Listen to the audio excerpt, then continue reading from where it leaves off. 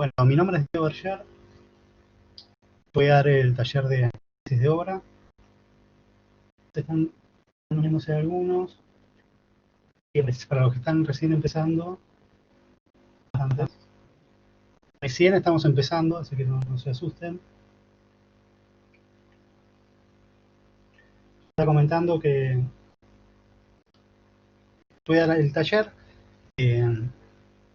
Yo trabajo en la facultad hace más o menos 10 años. Soy una materia que se llama Taller de Reflexión Artística 1, que es un poco un desarrollo de lo que van a ver ahora.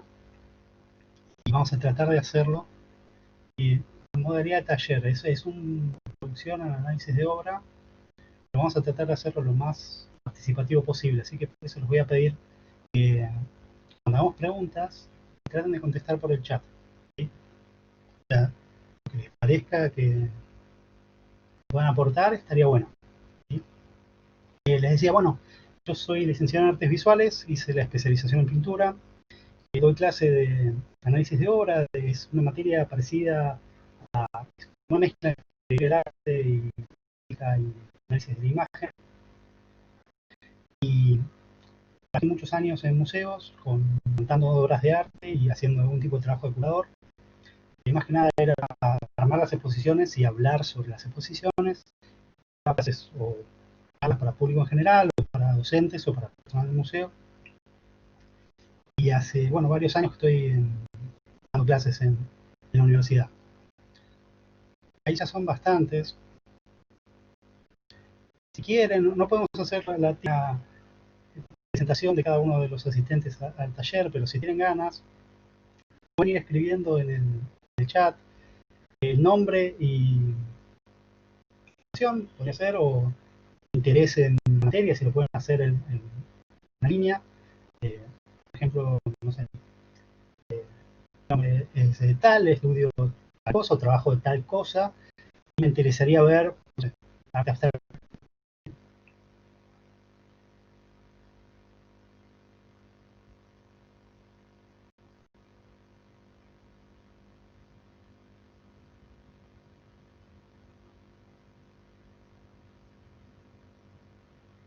Y el chat es este, no sé si lo vieron, es el globito o el globo de historieta de diálogo que tiene a la derecha abajo.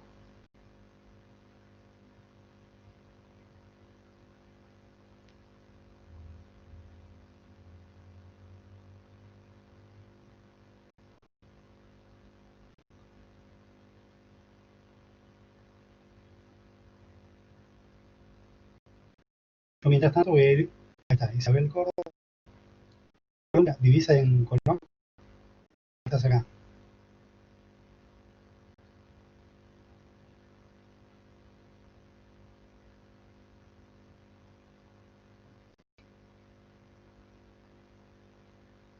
No, mira, de Bogotá.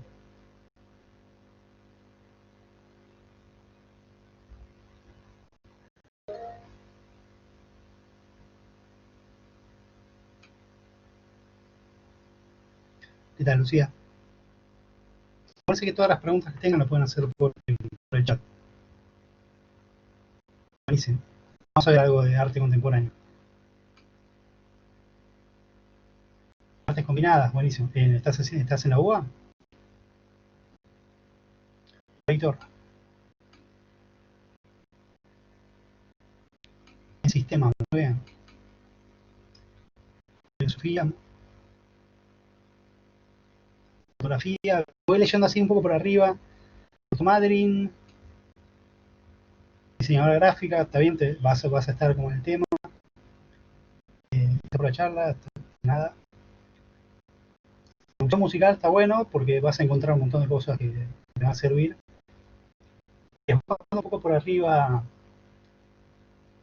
vamos a ver básicamente visual, porque el análisis de obra es como muy amplio. Podría, no sé, hablar de música o de literatura, no. Nos vamos a enfocar básicamente en lo visual. Comunicación, muy bien. Vamos a hacer algunas cosas de comunicación. Letras, bien, va a servir ahí letras. Indumentaria, muy bien.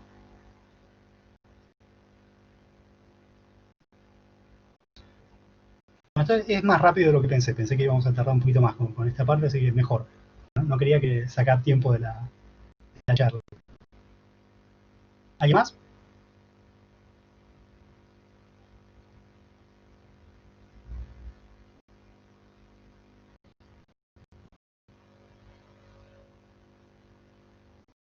De esta interacción porque no les veo las caras. Pero es que me tengo que imaginar un poco la recepción. Inventaria.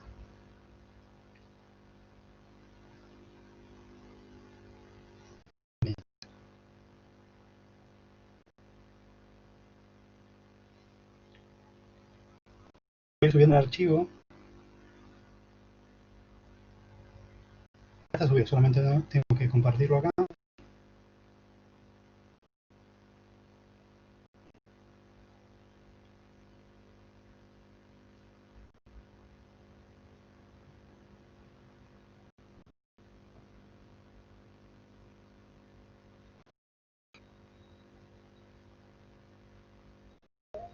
Vale, ¿estás viendo o estás en Brasil ahora?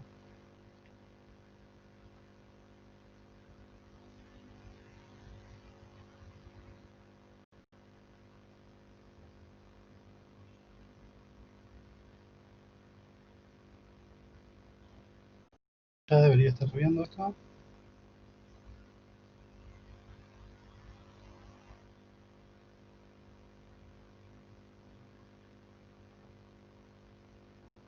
Ahí está. Van a ver que a la izquierda arriba tienen un botón de música y sonido, buenísimo. Decía, a la izquierda arriba van a ver que tienen como un cuadradito con una signo en la luz. Ahí tienen el acercar, tienen el zoom para ver las imágenes. Eso, si yo lo voy a hacer ahora, lo veo yo más grande, creo.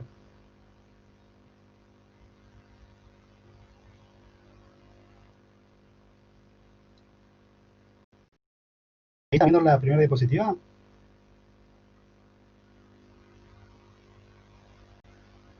Sí, se ve perfecto, Diego. Vale. ¿Está bien lo que estoy diciendo? ¿Lo tienen que, cada uno tiene que hacer zoom? ¿O si yo hago zoom, todos lo ven?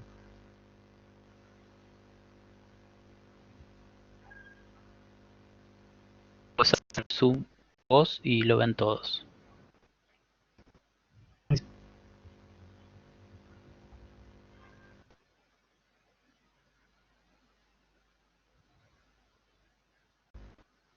Bárbaro. Bueno, y si les parece, vamos a empezar. Poco tiempo, son dos, parece mucho tiempo, pero van a ver que va a pasar rápido. Voy a recordar, la idea es que sea participativo. Yo voy a ir haciendo preguntas, voy a ir contando un poco el contexto de cada una de las imágenes y cuáles son los distintos niveles de expectativa que hay. Más de, vamos a tratar de hacerlo. Víctor, decime.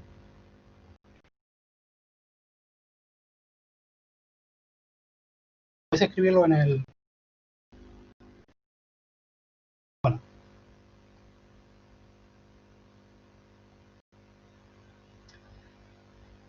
básicamente lo que vamos a ver ahora es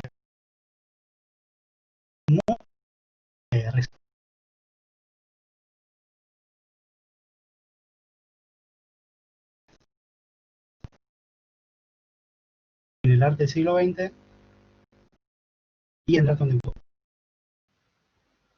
Planteamos problemas y cuestiones para mirar ese tipo de obras y para.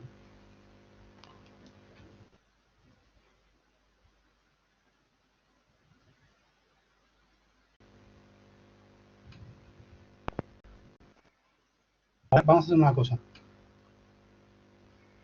Diego, ¿me escuchás? Sí, te escucho. Ahí está. Si apagás la cámara vas a tener más señal, porque tenés la señal muy baja. Vale, perfecto. Ahí. ¿Ahí se escucha mejor?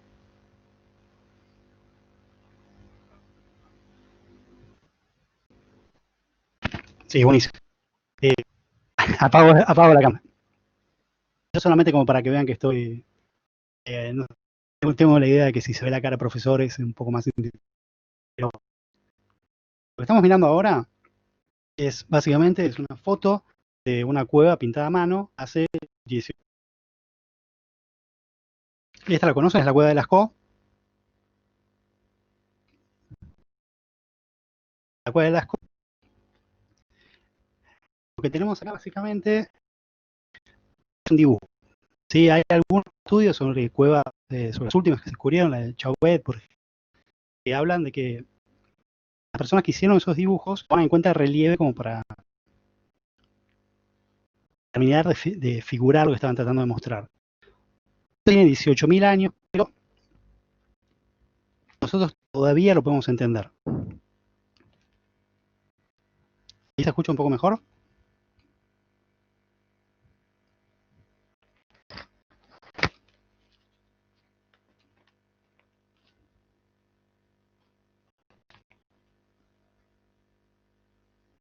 Hola, hola. Ahí, ¿qué tal?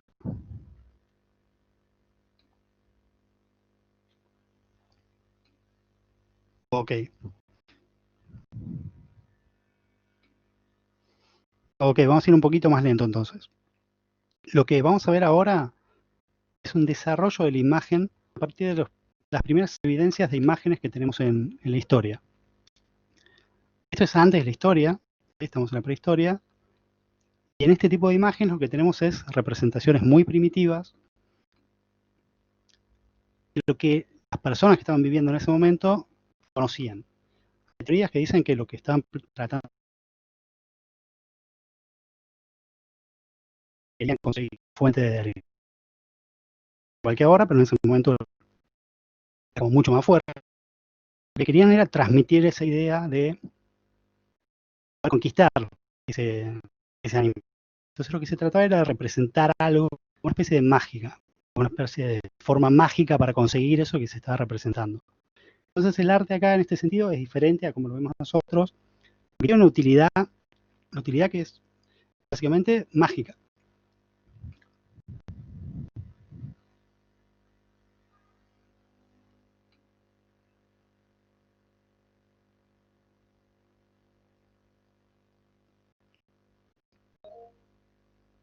Sí, Víctor, decime.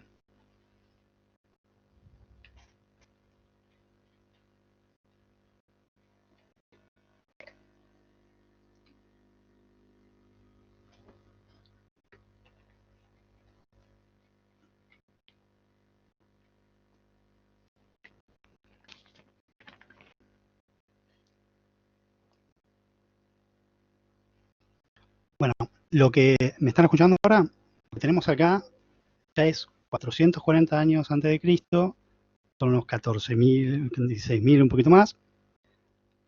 Ya estamos en Grecia, ahí está mejor, buenísimo. Esta es la época de Pericles en Grecia, ya avanzamos bastante, y estamos en Europa específicamente. También tenemos cuevas en América que tienen el mismo tipo de tratamiento como la anterior. Ahora ya estamos en Europa. Claro lo de Europa porque lo que vamos a ver básicamente es arte europeo, norteamericano y algunos ejemplos de arte latinoamericano que van a estar conectados con ese tipo de tendencia. Acá, ¿qué es lo que tenemos? ¿Qué es lo que estamos mirando? Es una escultura, así vamos a achicar un poco la imagen. Exacto, es el del canon de Policleto. Esta escultura se considera como el ejemplo, el canon de belleza o de armonía, o el canon clásico, es esta famosa división de 8 cabezas por la cual uno puede medir si la figura humana que está desarrollando está acorde a un modelo de belleza o no. Es lo que se usa, por ejemplo, en diseño de indumentaria. Este famoso canon de las 8 cabezas viene de esta escultura. Tiene una proporción determinada, tiene una relación con la persona que está representando. En el anterior, bueno, no era tan directa, era como un poco más simbólico, nosotros no teníamos tan claro el parecido con el animal. Acá, la persona que se está imitando es mucho más claro en el sentido de la imitación. En este momento está muy emparentado con lo que es la imitación, tanto en visuales como en teatro o en poesía.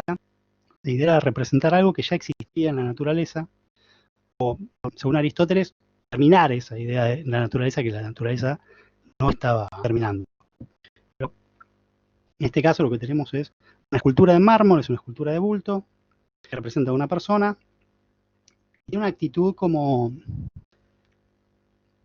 por un lado, está como descansando, pero por otro lado tiene una sensación como de fuerza, ¿sí? Es como una figura heroica.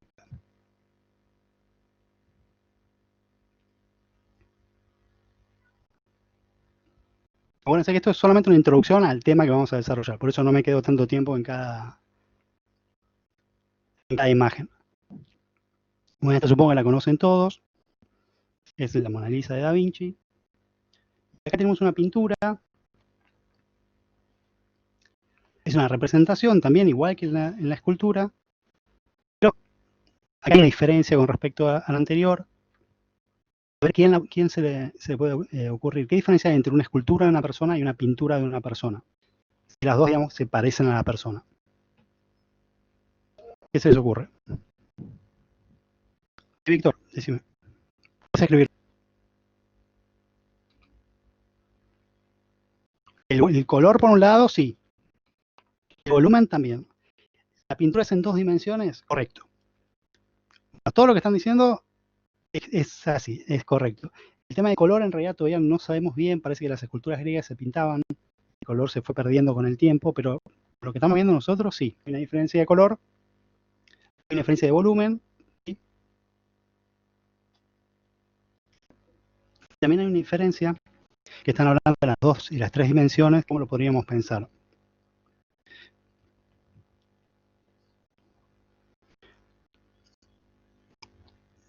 que está siendo representado tiene 2 o 3 dimensiones.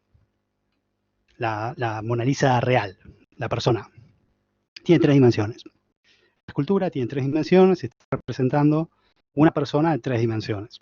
Entonces, el pasaje entre una y otra es como más directo, ¿sí? Para pasar de una pintura o de la realidad a una pintura, tienen que pasar de las 3 dimensiones a las 2 dimensiones. Y ahí es donde están saliendo, todo eso que están opinando está muy bien, que es el tema de la perspectiva, por ejemplo, y el tema de la percepción también está involucrado. Acá lo que tenemos es una representación de algo tridimensional, que es la persona en el espacio, plasmado en 2 dimensiones. Que es algo que, si lo piensan, estamos ya en el Renacimiento, ya estamos alrededor del año 1500. Pasaron 1900 años desde la escultura anterior. El proyecto por el cual se llega a este tipo de imágenes y que se va a continuar es esta idea de hacer que la imagen sea lo más parecida posible a lo que está tratando de representar. Es esta idea de generar esta como ventana que muestre un espacio que dé esa sensación como de infinito. De ahí como el uso de la perspectiva. Dice que esta imagen está recortada, nosotros lo estamos viendo desde un punto de vista, se corta en un punto del cuerpo, entonces se está planteando como una manera de mirarla. Esta manera de mirarla es fija, nosotros no podemos elegir distintos puntos de vista para mirarla, como en la escultura anterior, como en la escultura de Policleto. Acá Da Vinci lo que hace es elegir un punto de vista para nosotros, para el público, para que lo miremos. Y acá, bueno, se puede ampliar y pensar, bueno, ¿cuál es ese público por el cual Da Vinci estaba trabajando? Y acá podemos pensar en, que es algo que se puede aplicar a todas las obras, es el tema del público, el contexto del público y las expectativas que tiene el público con respecto a esa obra. Lo que hacemos es esta introducción, porque cuando uno piensa en arte representativo, en pintura o en cualquier tipo de obra que tenga una representación, uno no va al museo, a la galería o a la página web de cero, sin ningún tipo de información. Uno ya tiene todo un bagaje cultural, ya tiene una información visual que permite mirar lo que está mirando a partir de un cierto consenso. Hay como un universo previo que uno tiene para poder mirar algo. No es el mismo el de Renacimiento que el que tenemos nosotros ahora. Pero hoy incluso podemos ver el volumen representado, podemos ver que hay una profundidad atrás del personaje, podemos ver la luz y la sombra. cuando hablamos de análisis de obra, es un tema muy amplio porque depende del tipo de obra que estamos analizando, se pueden aportar más o menos variables para este análisis. La idea para la charla de hoy, para el taller de hoy, es que tratemos de ampliar como estas herramientas de análisis para poder abarcar distintos tipos de obras que no sean como esta, por ejemplo, donde uno podría pensar, por ejemplo, en elementos plásticos. Por ejemplo, podríamos hablar de elementos plásticos, elementos icónicos. Como elementos icónicos tenemos una figura humana, es una mujer, está vestida de determinada época, tiene una postura determinada, se está tomando las manos de una manera determinada y está mirando directamente al público. Está en este espacio con un fondo que puede estar sentada frente a una ventana, y esos son elementos objetivos, nosotros lo estamos mirando. Ahora, también tenemos elementos plásticos que se pueden analizar acá, pero tenemos que empezar a aislarlos. Se pueden ver todos juntos. Cuando hablamos de imágenes, es un lenguaje que funciona en simultáneo, todo al mismo tiempo. Entonces, la forma de empezar a enfocar en distintos aspectos de esa construcción, que es una construcción artificial, es empezar a seccionar, o sea, a hacer una segmentación. Entonces, ¿qué podemos decir? Bueno, ¿cuánto espacio ocupa la figura con respecto a la totalidad del cuadro? ¿Ocupa mucho, poco? En este caso ven que ocupa casi todo el espacio. Otro aspecto, la iluminación, es una imagen clara o oscura. Vamos a hablar de color. ¿El color es saturado o no es saturado? ¿El color es realista? ¿Representa colores que uno puede encontrar en la realidad? ¿O se comporta la luz de una manera real, como se comporta la luz en la física? ¿Qué pasa con las texturas? Las texturas representan los materiales. Uno se da cuenta qué tipo de materiales está mirando por el tipo de textura que tiene. Ustedes se dan cuenta de la ropa, qué tipo de tela es, cómo está representada. Esos son los elementos plásticos. Es una manera válida de analizar la obra. Y además tenemos elementos simbólicos que tienen que ver con qué es lo que está tratando de representar, si es un cuadro para una función determinada, que tiene que ver con el texto que está siendo producido y demás. Entonces lo que vamos a hacer es, como vamos a básicamente dar todo un recorrido por el siglo XX, donde este tipo de obras se van a poner como en juego y se van a poner como en jaque, vamos a tenerlo en cuenta, lo vamos a ver, pero vamos a ver nuevas formas de analizarlo. Fíjense. Esto es un poco más adelante en la historia. Esta obra se llama El juramento de los Horacios. Estaríamos dentro de lo que sería el neoclásico de David. Tiene que ver con un cuadro que es histórico, tiene que ver con una batalla entre Roma y una ciudad, Alba Longa, que después se reprodujo en una obra de teatro. Es algo que tenía una cierta vida en la cultura de la época y tiene que ver con el contexto de la Revolución Francesa. Es un poco el mundo de donde surge esta obra. En el neoclásico, lo que los artistas van a tratar de hacer es retomar algunas cuestiones estéticas y temáticas de la época clásica, es Grecia y Roma. Roma lo que hace es retomar el ideal estético griego, por eso se habla de lo clásico como Grecia y Roma juntos. Entonces, por eso es la forma que tienen de estar vestidos los personajes en este caso.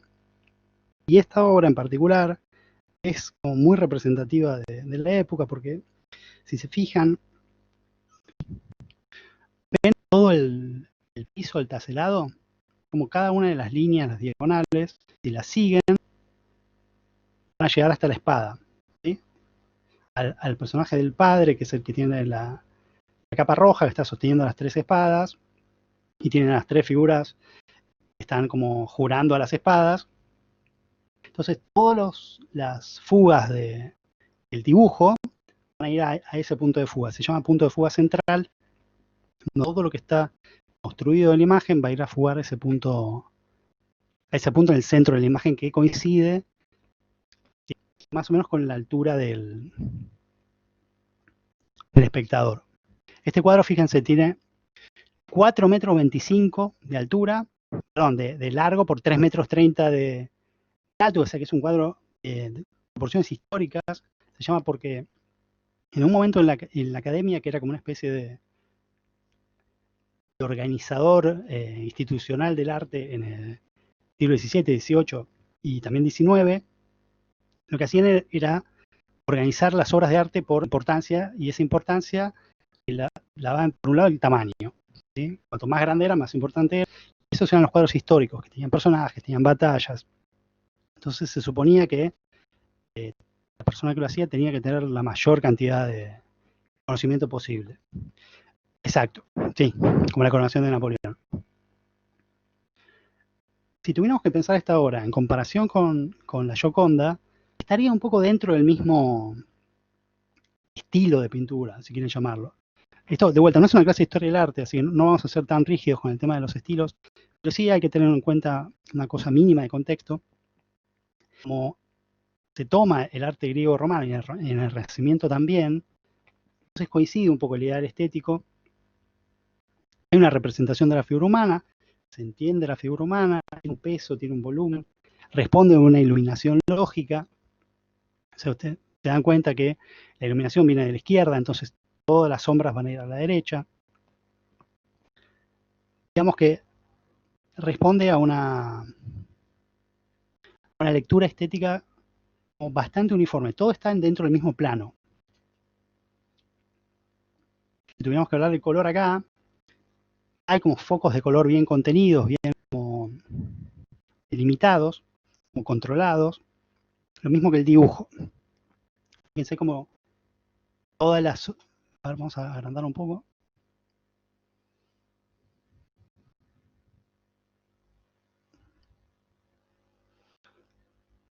Todos los personajes, las expresiones de los personajes, los músculos, la anatomía, el pie de las telas, cómo caen las telas, las texturas, todo está representado a la perfección, como si fuera una imagen casi fotográfica para la época, ¿no? Esto es todavía previo a la fotografía. Vamos a ver un ejemplo más en este sentido. Es La libertad guiando al pueblo de Delacroix. Es un poco posterior, de 1830.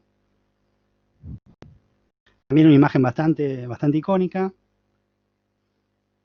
Ahí está. También tenemos varios personajes, representación de figura humana. Acá la iluminación es un poco diferente, no es tan claro desde dónde está iluminado, no es tan focal como en el anterior, y el color no está tan delimitado. Es como que uno puede encontrar en la bandera de Francia el rojo, y también en la cinta que tiene el personaje que está arrodillado adelante de la mujer con la bandera, pero es como que el color está más distribuido, se podría decir. Después vamos a ir a hablar con un poco más de detalle sobre el tema del color.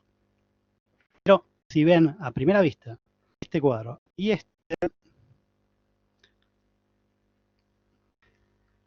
si tuvieran que pensar una diferencia, hay muchas, pero una diferencia, ¿qué se ocurre?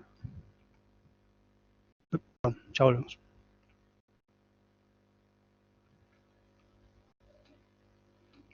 Movimiento y teatralidad, muy bien. Totalmente. La perspectiva también funciona porque acá es muy clara la perspectiva y en este cuadro fíjense que no tanto. Tienen acá estos edificios que van a fugar hacia la izquierda, pero no es tan claro porque las figuras van a ir tapando lo que están atrás. Así que sí, hay como una diferencia de la forma de plantear lo que se está representando, pero y al mismo tiempo hay una continuidad en que seguimos viendo figuras que podemos reconocer. Sí, Lorena, podés escribir por el chat. En realidad no es realismo, ahora les voy a mostrar un ejemplo de realismo. Es neoclásico y romanticismo, pero igual está buena la pregunta, está bueno el comentario porque es algo que vamos a hablar bastante, la diferencia entre realismo y abstracción. Cuando hablamos de realismo o figuración es cuando uno encuentra un cierto parecido con la realidad. Se puede llamar grado de iconicidad, por ejemplo, cuando más cercano es la representación a lo que nosotros entendemos por la realidad, es más realista o tiene un grado de iconicidad más alto, y cuanto menos se entiende, es más abstracto, digamos. Tenemos todo un tema histórico por un lado, esto es una revolución de 1830, está contando eventos de la revolución, más, como están diciendo acá, Isabela, hay una idealización de la figura totalmente, igual que en la anterior, hay una idealización, hay una situación alegórica de simbolismo con respecto a la bandera, a la mujer que representa a la patria, que representa a Francia, etcétera, a la libertad. Esto es como hasta ahora una interpretación clásica de pintura. ¿Sí? Como cuando uno va a un museo, tiene pinturas históricas. Bueno, esta es la forma como clásica de pintura histórica. Más allá de los distintos estilos, neoclásico, romanticismo, realismo, está más o menos dentro de la mismo espectro de imagen. Miren este ejemplo de Courbet, es una imagen realista, esta sí es realista en el sentido del movimiento de realismo,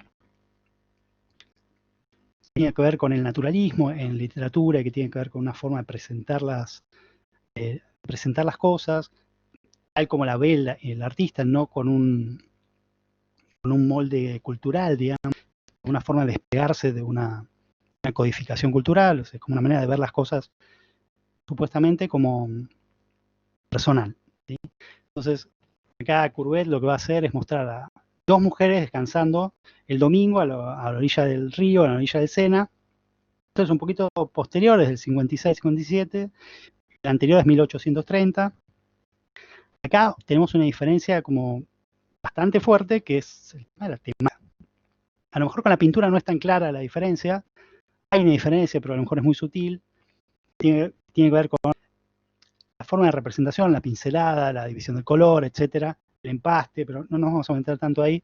Hay una diferencia muy fuerte que es, en la anterior vos tenés una batalla con toda una situación de violencia terrible, con el humo, es una situación como súper teatral, y en esta imagen tenemos casi como una foto cotidiana. Y es algo como que pasa todos los días, pero ese cotidiano, esa vida cotidiana para el momento, era una cosa muy extraña, era una cosa muy rara y no era muy bien recibido. O sea, imagínense cómo les parece que se tomaría este tipo de obra en el momento.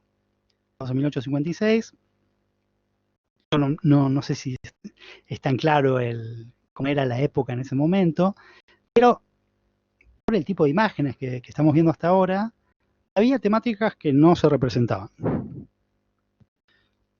El futurismo no lo sé bien por qué, pero vamos a ver el futurismo. No sé por qué decís que es futurismo, podría ser, nunca lo pensé. El tema de la vulgaridad, sí, se decía que era vulgar, se decía que era casi pornográfico para la época. Por la forma en que estaban las mujeres, se decía que era como, estaban incitando, ¿sí? Entonces era un cuadro como revolucionario en ese sentido, era como la temática nunca había aparecido en el lugar en donde se mostraban las obras, que no era en el taller del artista, sino que eran obras que se mandaban a concursos oficiales. Entonces eran obras que iban a confrontar con el público que estaba acostumbrado a obras académicas y obras que tenían un estilo determinado que trataba temas determinados. Entonces la temática acá empieza a producir como este ruido, ¿sí? Esta como una distorsión. Y esa distorsión la van a tomar otros artistas y van a empezar a desarrollar obras en base a esta idea de libertad en la elección de los motivos. Acuérdense que yo les mencioné lo que era la academia. La academia era una institución muy rigurosa, donde estaba estratificado todo lo que se hacía. Entonces no había mucha libertad para elegir. Había cosas que había que hacer para ser artista y para ser considerado y para que te hagan encargos y poder vivir de eso.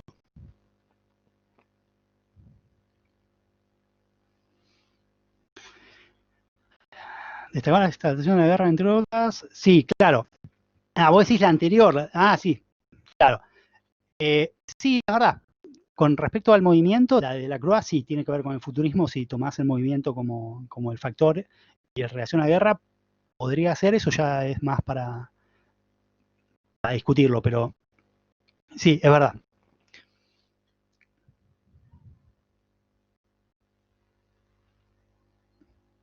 Acuérdense que esto es un avance, una introducción nada más al tema principal, por eso vamos tan rápido. ¿Sí? Es una imagen de Claude Monet, es impresión o sol naciente, del 72. No, sí, totalmente. Pablo, tenés razón. Sí, lo pensé, pero no sabía si ponerlo o no. Bueno, ¿qué es lo que estamos viendo acá?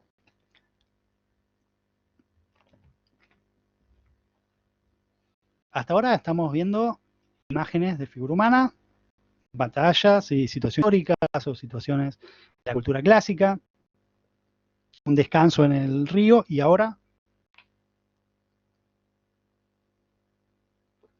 ¿qué tipo de imágenes es esta? ¿Saben? Un paisaje. Es un paisaje. Con respecto a este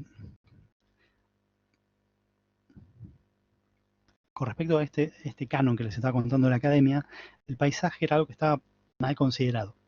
Era una de los tipos de obra o tipos de arte que era menos importante o que daría menos en el ranking de la academia. Piensen que el impresionismo, este es un ejemplo de impresionismo, está muy mal visto y los críticos de la época se burlaban, incluso el término impresionismo es una burla, es despectivo, y parece como algo como sin terminar, es como algo que se hace en el momento, que la verdad, que lo hacía en el momento. Si se fijan, vamos a ver una cosa chiquita del tema del material. Si vemos acá esta obra y tuviéramos que pensar sobre qué elemento plástico podríamos dar sobre otro, si se fijan, el material, la pintura, cómo se ve la marca de la pincelada y cómo se ve el lienzo a través de la pincelada. Esto en una foto es difícil, pero ve toda esta textura que se ve en el fondo uniforme. Ese es el lienzo. Y podemos ver el lienzo porque quiere decir que tiene poca densidad la pintura. Entonces sabemos que es el material con que está construida la imagen. Exacto, es poca materia salvo en el sol, el reflejo del sol y algunas pinceladas. Nosotros podemos ver las pinceladas, no están disimuladas. Ahí para pintar hay distintas maneras de representar algo. Lo mismo. Depende del material que usen, esto es óleo, y el óleo tiene esta carga como más matérica que puede dejar una marca y es más difícil de disimular. Y acá, como es un cuadro chico, exactamente, se lo llevaban para pintar a los lugares que querían representar, porque tenía que ser práctico. Piensen que en este momento empezaban a venderse las pinturas como lo compramos ahora, que viene en frasco, en pomo, pues se podían llevar para pintar en el lugar. Es lo que trataban de representar con este tipo de imágenes. Es una sola, son varios los impresionistas y son distintas cosas los que querían representar, obviamente. Este solamente es un ejemplo, pero si uno ve esta imagen, lo que no vemos son detalles. ¿Sí? Vemos una situación, se entiende que es el agua, que hay una barca, que está el sol, que hay una ciudad de fondo. Se entiende lo que está mostrando, pero no está como completamente terminado. O sí, pero si tomamos el estándar de la época, o el contexto de la época, podríamos decir que no. Comparado con los cuadros anteriores, parece que este no estaría terminado. O por lo menos podemos imaginarnos, el público de la época podía pensar tranquilamente. Entonces, los impresionistas tenían toda esta idea del artista como por fuera de la sociedad, esta idea del artista maldito, venía del romanticismo, entonces teníamos toda esta idea como poética y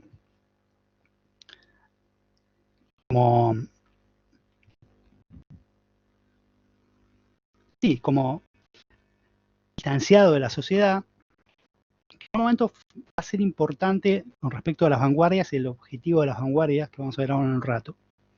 Acá lo importante, por lo que nos está mostrando el pintor, es el color, es la forma de la pincelada, ¿sí?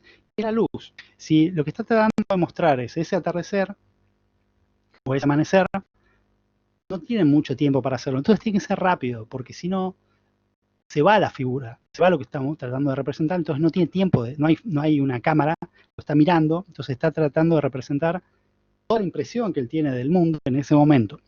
Entonces, lo que estamos mirando es un instante que normalmente están tratando de representar.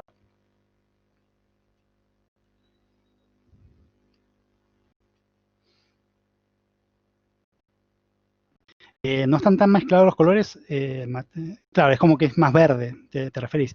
Sí, en realidad el tema del color en el impresionismo va a ser uno de los elementos de más trabajo, digamos, en el sentido técnico, porque lo que van a empezar a hacer es trabajar con el color de una manera como más óptica, podría decir, van a estar como más basados en la observación, no tanto en recetas de color, como en el neoclásico, por ejemplo, y en algunos casos de romanticismo, no en Delacroix, que va a ser el que yo el de la que está guiando al pueblo, que va a ser que van a tomar los impresionistas como la guía de división del color.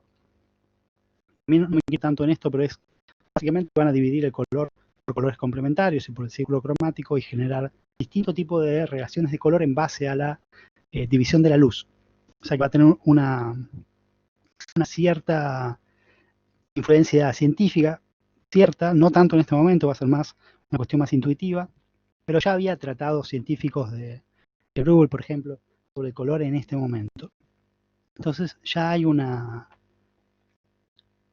mirada importante sobre los efectos atmosféricos y sobre el tema del color. Si se fijan acá, este es un cuadro de Van Gogh. Van Gogh empieza como impresionista, pero va a desarrollar como su propia versión del impresionismo. Por eso se considera que es como post-impresionista, junto con otros pintores que vamos a mencionar, solamente uno, que es Cézanne. ¿Por qué? Porque Van Gogh lo que va a hacer es tomar esta idea del color y de la impronta y de la rapidez de la pincelada y le va a agregar algo propio que va a tener que ver con una transmisión de emociones o de sentimientos. ¿No ven la imagen del cuadro? Perdón. A ver, dame un segundo. ¿Sí lo ven? Ahí está.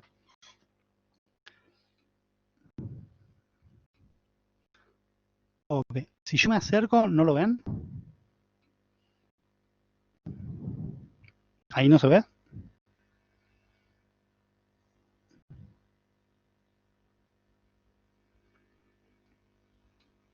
Ah, ok, perfecto. Bueno, Van Gogh lo que va a hacer es trabajar el color de una manera personal. ¿En qué sentido? Él no va a respetar tanto como los colores que está mirando, sino que va a agregar como factores psicológicos al color. ¿Qué significa esto? A lo mejor pintaba el cielo, ese no era de ese color, sino que era de otro tono, o el campo de trigo era de otro color, pero lo va a modificar en base a una cuestión de transmisión de algún tipo de emoción del momento. Este es el último cuadro que pinta Van Gogh antes de suicidarse. Más, se suicida pegando, como disparándose cuando está pintando esta imagen. Eso lo está pintando ahí también en el lugar, se coincide con los impresionistas en eso también. Pero lo que va a hacer es una diferenciación en la pincelada y en este tema de color que les estaba diciendo antes, que van a tomar junto con las obras de Munch, por ejemplo, el Grito de Munch, no sé si lo conocen.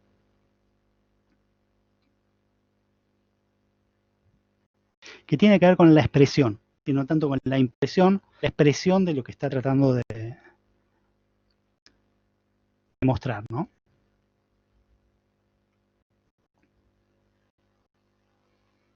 Este cuadro que estamos viendo acá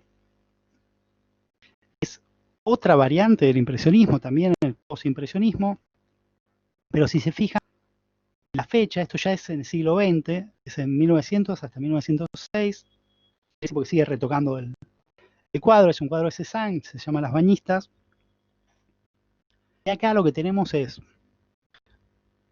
también un trabajo de color muy fuerte, en el sentido de que, y acá vamos a hacer una pequeña diferenciación, cuando hablamos de color, ¿de qué estamos hablando?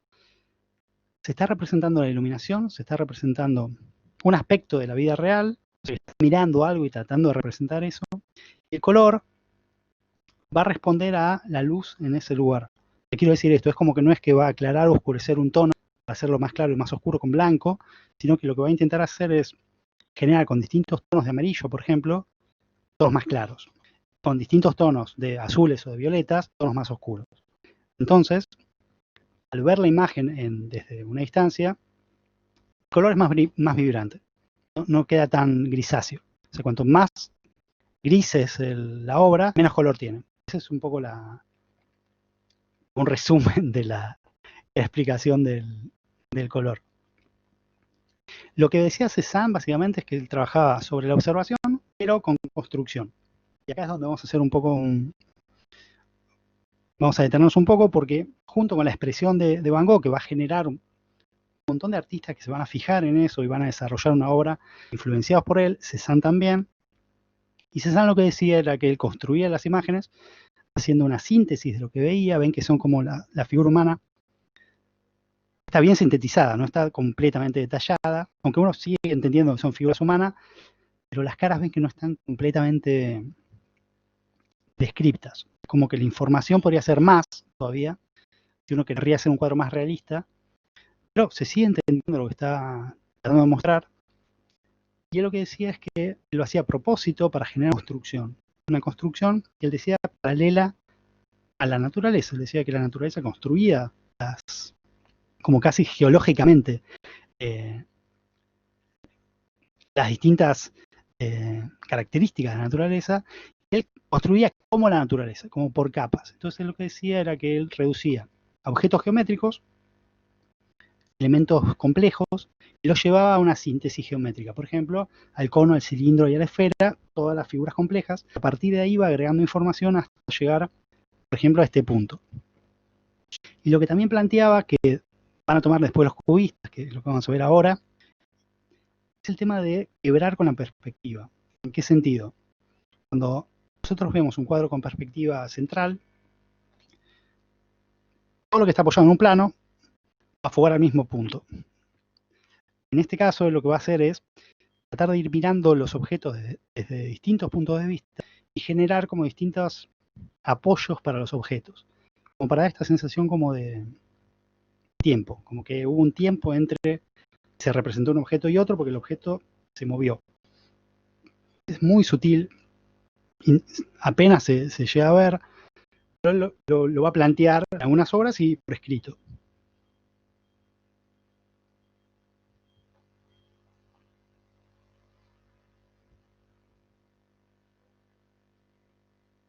Esta sería la primera obra que vamos a ver con un poquito más de detenimiento. ¿Ahí la ven bien?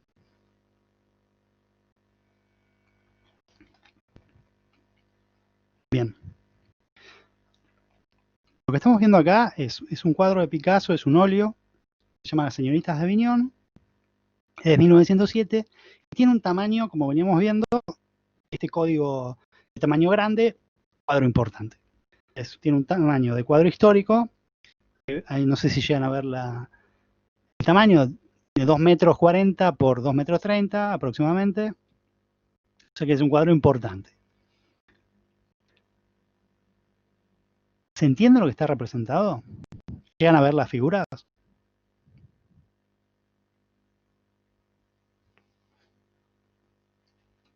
¿O es difícil como de distinguir? Vamos a empezar, si quieren, por una manera como ordenada de empezar a mirar. Les dije para mirar una imagen, vamos a segmentarla. Empezar a decir, vamos a ir viendo por partes. Empezamos por las figuras, o empezamos con la Mona Lisa. ¿Sí? Tenemos 1, 2, 5 figuras. Se supone que son 5 mujeres. El fondo es algo que no se entiende lo que es, son planos de color. Y hay algunas frutas adelante.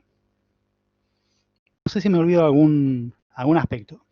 Si alguien ve algo más que yo no esté viendo, por favor, dígame.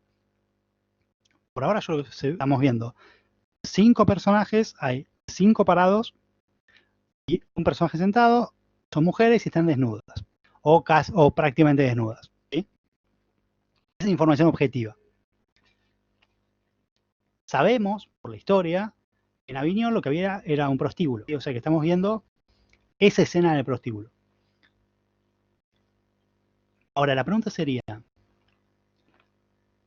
más estamos viendo? Si se fijan, los cuerpos, los tres de la izquierda son bastante parecidos en forma de construcción. Los dos de la derecha, hay una cierta geometrización. Ven como que se notan las líneas con que están construidos, parecen planos, los mismos planos en el fondo, pero aparecen como en la figura. Es un poco, lo va a tomar de Cézanne, y otro poco, si ven, acá están diciendo máscaras africanas, es verdad, si se fijan, no todas igual, ¿eh? Ven que en realidad hay casi 3 grupos, podríamos decir, de caras. La primera de la izquierda, la que está parada, que es más oscura, las dos de la derecha, que se parecen, y las dos de más de la esquina derecha, digamos, que sí tienen esa idea como de máscara africana o de arte ibérico primitivo. ¿Cómo eran las características del arte africano? Era muy sintético, ¿sí? O se entendía que era una figura humana, pero era muy estilizado y muy sintético. Ahora vamos a la perspectiva. ¿Cuáles son los elementos plásticos? Podemos distinguir. Tenemos líneas, las líneas están marcadas, podemos distinguir las líneas que son más como rectas. Podemos distinguir planos, que son lo que van a formar las distintas figuras. Los colores tienen un trabajo de color, pero no demasiado desarrollado, no es un color que tenga que ver con la luz. O sea, si uno podría preguntar, a ver, si yo les pregunto, a esta sí me gustaría que lo pongan un poquito de atención, ¿desde dónde está iluminado esto? ¿Se entiende? O sea, pueden encontrar algún foco de luz. O sea, si cualquier cosa es lo iluminan de una dirección, de la otra tiene que haber sombra.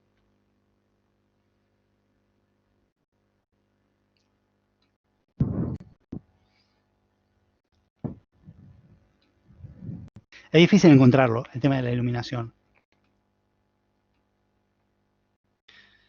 Es casi como que no tienen una iluminación, es como que casi los planos de color funcionan por el color que tienen, esa es la iluminación que tienen, por el grado de oscuridad o de claridad que tiene cada color, es el tono de iluminación que tiene la obra. Entonces es como que eso no lo podemos clasificar tan fácilmente, hay planos más oscuros, planos más claros. Esos planos se superponen, como que no están todos en el mismo nivel. Y ahora vamos al tema de la perspectiva. Lo que los cubistas van a empezar a hacer, este es uno de los primeros intentos de arte cubista, no es cubista todavía, pero va a ir en esa dirección. Van a seguir desarrollando con esta idea de Cézanne de construir con objetos sintéticos y tratar de verlo desde distintos puntos de vista. Entonces lo que van a plantear este proyecto cubista es mirar distintos objetos de vida real y representarlos desde múltiples puntos de vista en el mismo plano. Entonces acá lo que tenemos, comparado con todo lo anterior, son distintas formas de representación en el mismo cuadro. Hasta ahora todo era unificado. Cualquiera de las cosas que habíamos visto hasta ahora, por ejemplo, cada universo que estaba planteado con la imagen era un único universo. Acá nosotros tenemos esculturas africanas, tenemos el caso de las pinturas que son más parecidas al periodo rosa o el celeste de Picasso, y todo eso dentro de este como plano como casi cubista. Entonces es como que son distintas cosas que están como conviviendo en ese lugar, distintos como puntos de vista. Todo eso es como en un tamaño gigante, ¿sí? Entonces es como una especie de desafío. Por eso nosotros cuando empezamos a ver vanguardias, esto ya estaría dentro de las vanguardias, tenemos en cuenta de que hay ciertas como parámetros que tienen que ver con una situación como de crítica. O sea, las vanguardias se van a dar en el siglo XX y las más importantes se van a dar en época entre guerras. Entonces vamos a ver un montón de cambios con respecto a la pintura anterior, la imagen anterior. Van a ser cambios como muy fuertes. Y algunos tienen que ver con el contexto histórico como político de la época, pero también con un contexto de imagen. Yo les mostré todas las imágenes anteriores como para que vean como desde dónde salía esto. Esto no surge de la nada, sino que ya venían los impresionistas trabajando, los realistas trabajando, Cézanne trabajando en este tipo de investigación. Ahora, hay otro factor que es importante para tener en cuenta desde el punto de vista el contexto, es la creación de la fotografía. Fíjense que la cámara fotográfica se inventa en 1835, creo que es, y va a generar esta posibilidad de capturar imágenes de la vida real de forma mecánica. Y la pintura va a ser impactada por eso. Entonces, lo que vamos a hacer son, por un lado, reacciones a las investigaciones que hubo en pintura, y al mismo tiempo reacciones a la situación política y la situación técnica de la imagen, que viene dada por la fotografía y después por el cine. Piensen, ¿qué puede diferenciar a la pintura del cine o de la fotografía del momento? Por un lado, el color, el tamaño. Entonces, piensen como que hay una tendencia ahora cuando veamos las distintas vanguardias, en explorar posibilidades que la fotografía, por lo menos en ese momento, no podía hacer. Por ejemplo, la realidad. Si se fijan en esta obra, esta es una obra cubista, se llama Naturaleza Muerta con asiento de rejilla. Acá ya tenemos una diferencia como fuerte con respecto a las anteriores. Sí, es el primer collage. ¿Se acuerdan la pintura de Courbet de las dos chicas descansando en el río? Era como revolucionario porque mostraba algo de la vida cotidiana que no pertenecía al mundo del arte del momento.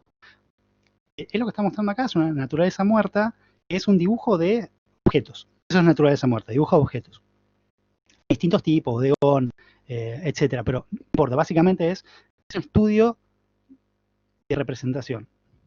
No tiene una historia detrás, no tiene una simbología, no hay ningún tipo de analogía, no está hablando de historia específica de algo, no. Está tratando de mostrar cómo se ve algo a través de la pintura. Y en este caso, lo que está haciendo es multiplicando esos planos que empezaba a desarrollar con las señoritas de Aviñón, ya esos planos empiezan como a venir hacia adelante en el sentido de que la perspectiva ya desaparece completamente, ya no tiene profundidad. Sí, Emilia, podés escribir directamente.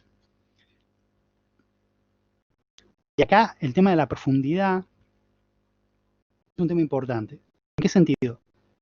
Cuando hablamos de la Gioconda al principio, y yo les dije que en el fondo tiene una gran profundidad representada, bueno, esa idea de profundidad no era casual, es algo que se trataba de lograr y se consideraba como cuanto más profundidad tenía, mejor era el cuadro. Entonces, esta idea de dejar de producir la profundidad, dejar de producir esa ilusión que genera la profundidad, era algo como crítico, como contestatario. Entonces vamos a ver que en estas vanguardias se empieza a dejar de reproducir la realidad, se empieza a dejar de hacer imágenes ilusorias, empezar a buscar otro tipo de representación. En este caso, lo que estamos viendo, antes habían dicho que este era el primer collage. ¿Un collage qué es? Es cuando incorporamos algún elemento por fuera del cuadro, puede ser una textura, puede ser letras, puede ser algo, un recorte de un diario, lo que sea. Pero en este caso, si se fijan, en esta rejilla de respaldo de la silla que está ahí abajo de la palabra hoe, el juego en francés, la cuerda que sirve de marco, este plano que funciona como una textura visual no está separado del resto de la pintura, es como si estuviera pintado. Está un poco mejor pintado, digamos, porque es real, y parece como mejor pintado porque es real. Pero los cubistas ya venían trabajando con la representación de texturas, imitaban madera, por ejemplo. Entonces, es como que entra dentro del lenguaje, es como que dentro de la representación, muy mimética, muy parecida a la realidad, texturas, empieza a incorporar texturas. Entonces, esta idea de incorporar lo real se va a empezar a desarrollar con mucha fuerza las vanguardias. Esta idea como de trabajar la vida real, lo que no es el arte, involucrarlo en el arte.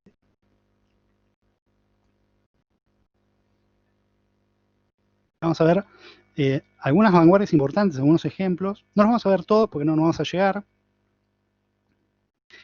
Esta es una obra futurista, es una obra de Boccioni, se llama Elasticidad. Y si pensamos en el tema del color, comparación con el cubismo, acá tenemos un ejemplo de trabajo donde se trabaja mucho más el color en el caso del cubismo. El futurismo lo que va a hacer básicamente desde el punto de vista visual es hacer una combinación entre el divisionismo, Seurat y Signac, que lo que hacían era trabajar el color por puntos, tratando de lograr la unión del color en el ojo del espectador, no tanto mezclando los colores. Esta división de facetas de planos que hacían los cubistas. Entonces, estas dos cosas combinadas con la idea de velocidad y de movimiento y de líneas de fuerza y de espiral de movimiento que ellos consideraban que era el mundo moderno, además va para como impulsar a la modernidad que viene de la mano de la tecnología, de la máquina, de la industria. Ellos lo van a plasmar como en este tipo de obra donde hay como una especie de sucesión de planos que implican esa idea de movimiento.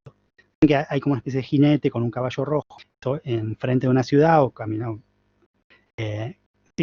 en una ciudad, y hay como una sensación como si vos vas mirando los planos de frente y de fondo como de secuencialidad, como si da una sensación casi óptica de movimiento, sin que haya movimiento real por ahora. ¿Sí?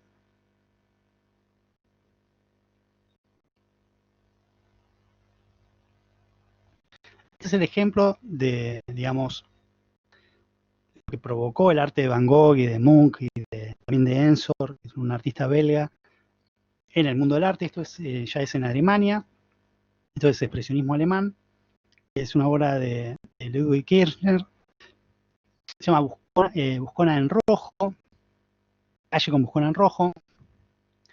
Y lo que estamos viendo, a ver, perdón que lo voy a checar un poquito más. Ahí. Lo que estamos viendo es una escena de la ciudad. Los sionistas van a trabajar mucho con el tema de la naturaleza, pero también con la ciudad. Esto es justo desde la Primera Guerra Mundial. Es un cuadro que él va a retocar mucho. ¿Sí? Por eso la fecha. Si se fijan acá, tenemos un trabajo muy importante de color, una modificación de la figura humana. Ven que no está representada una figura humana como con detalles. De vuelta, hay una síntesis, pero también hay como una especie de caricaturización de la figura. Y es como que el ideal de belleza, por ejemplo, no está tan visto, es como que va a ir para el otro lado, casi para el lado de la fealdad. Piensen como que los expresionistas van a ser como... Mira, naif sería... Sí, para esta época podría ser. Para esa época era muy fuerte, era como casi violento. El tema del color como que no está trabajado, casi como sale directamente del frasco.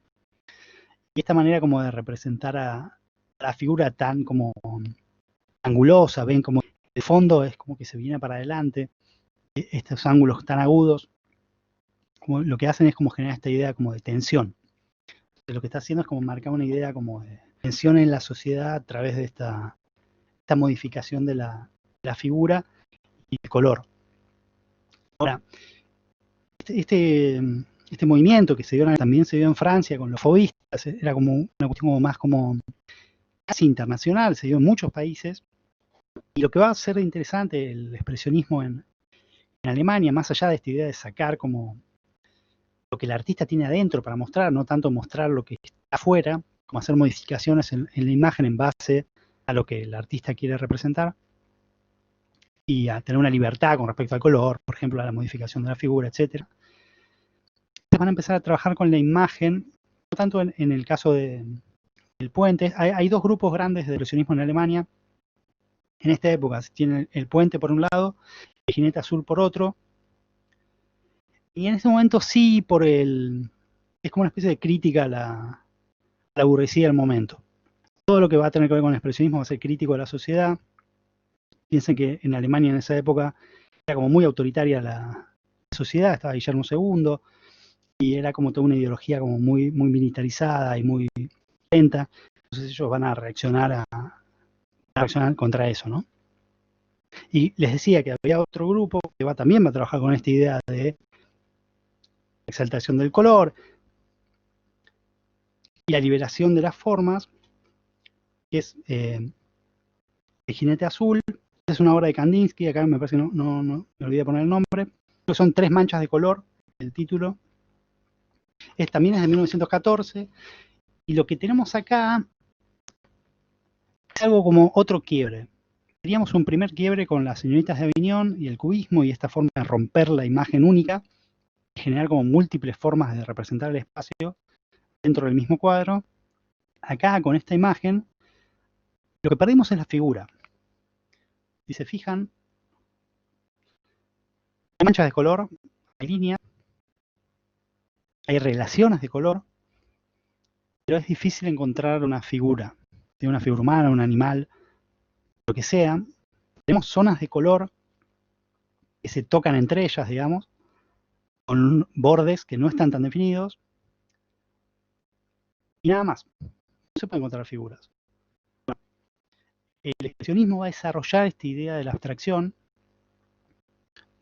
gestual. Es como lo que van a hacer es empezar a trabajar con esta idea de la transmisión de algún tipo de información espiritual, no tanto de los sentimientos, sino más como del espíritu del pintor, como una especie de resonancia, un código de resonancia de color a través de una especie de comunicación con el resto de la humanidad a través del color. Él va a plantear una especie de código de color y de forma que podía llegar a ser universal. Lo que va a decir es que básicamente el cuadro tiene como una especie de vida propia, universo propio, que se basta a sí mismo, como que no necesita como representar algo de la realidad, como que es libre de referente, digamos. Es como que un cuadro representa algo, que tiene una imagen de un árbol, por ejemplo, está pintado de determinada manera. Él va a decir, bueno, esas manchas que representan el árbol, si yo las dibujo diferente, no se lee ya un árbol, pero se sigue leyendo un mensaje determinado. Acá en realidad el tipo está equilibrado, pero es un equilibrio dinámico, ¿sí?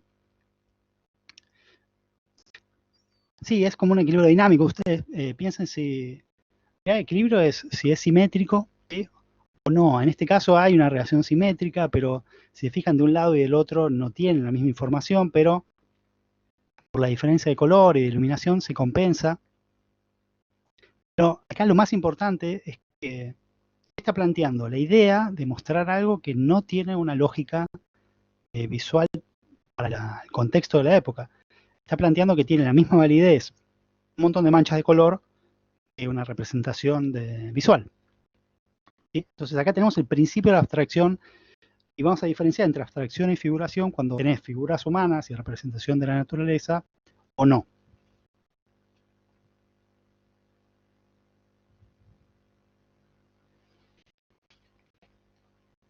Este es otro ejemplo de abstracción. Acá les voy a mostrar dos. Este primer ejemplo de abstracción es abstracción geométrica, en el sentido de que no hay gesto del pintor, no hay pinceladas, no hay distintos tipos de manchas de colores, sino que hay figuras geométricas reconocibles con colores reconocibles. Es una obra de Malevich, Casimir Malevich. La vanguardia es el suprematismo. Estamos en Rusia y lo que él está planteando es como una especie de grado cero de la pintura. Es como llevar a la mínima expresión la pintura, la forma y el color y la composición. De vuelta hablando de elementos de análisis de obra. Acá tenemos un cuadrado en el centro de una composición cuadrada y un color negro, pleno. ¿Sí? No hay matices, no hay algo que sea más importante que otra cosa, no hay movimiento, no hay dinamismo, no. Lo que está planteando es como el principio de otro tipo de forma de hacer imágenes, que no tengan una relación con algo que esté en el mundo real. Pero él va a seguir trabajando con la idea de arte. Esto es 1915. Esto es anterior a la Revolución Rusa. Ahora vamos a ver un ejemplo de arte ruso posterior a la Revolución, que va a ser dentro del ámbito, digamos, del contexto del constructivismo. Son estos tres, ya lo están viendo, los tres cuadros de color pleno.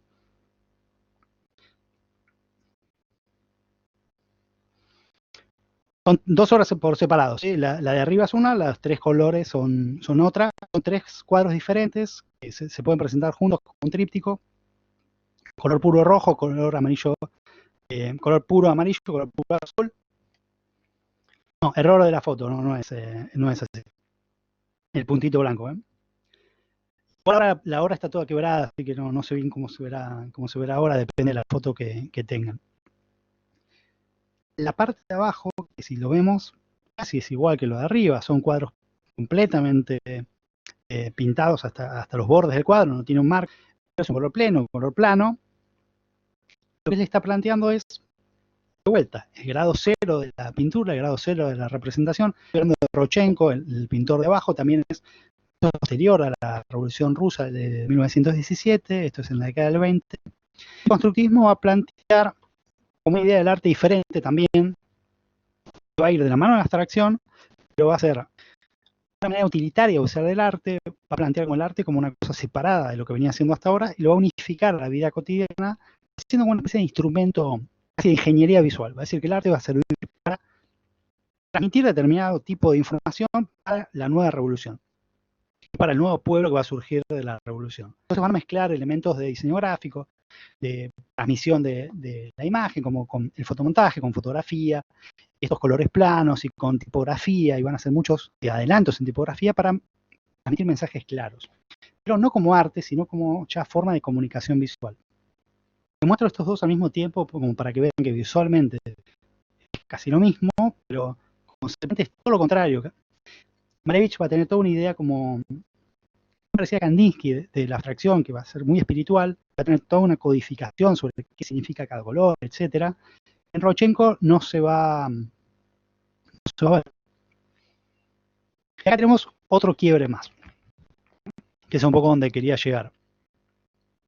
Esta obra se llama Rueda de Bicicleta, es de 1913, y es una obra de Marcel Duchamp, y el contexto es el dadaísmo. ¿Sí? Es una obra que utiliza objetos de consumo, o objetos usados que tienen una función determinada, como es un banco y una rueda de bicicleta, y los va a unificar, sacándole la función a cada uno. Y lo va a llamar, va a inventar como una palabra para nombrar este tipo de objetos, lo va a llamar ready-made. Va a hacer toda una serie de estos ready-made.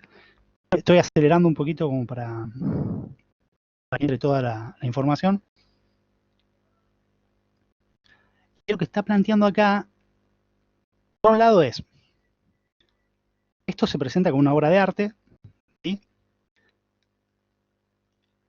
Y esta obra de arte funciona y tiene los mismos derechos, digamos, que cualquier otro tipo de obra de arte como las que vimos hasta ahora. El dadaísmo tenía esta idea de crítica del arte anterior, incluido el de las vanguardias, incluido el cubismo, el futurismo y la abstracción. Es de 1916, más o menos el manifiesto dadaísta. También va a darse dentro del contexto de la Primera Guerra Mundial. Y Duchamp acá, ¿qué es lo que está planteando? Hasta ahora tenemos romper con la perspectiva dentro de la pintura, teníamos romper con la figuración, esta idea de diferenciarse de la fotografía, y acá Duchamp, que viene de la pintura, viene del cubismo, lo echan los cubistas del grupo cubista, que hace una pintura no tan cubista, hace una pintura cubista que se llama Desnudo bajando una escalera, que parece una pintura futurista, pero tampoco es futurista, entonces lo echan del grupo, entonces empieza a hacer como otro tipo de experimentos, de manifestaciones, si quieren, como este ready-made. Y acá me gustaría que nos detengamos un poco. Díganme, ¿qué les parece esto? Dentro de lo que venimos viendo, ¿entraría dentro de escultura, por ejemplo? ¿Qué les parece?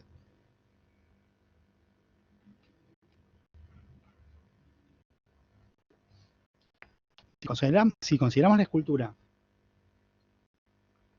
como algo que tiene volumen y que está en una sala de museo, sí. ¿Qué diferencia hay entre una escultura y esto?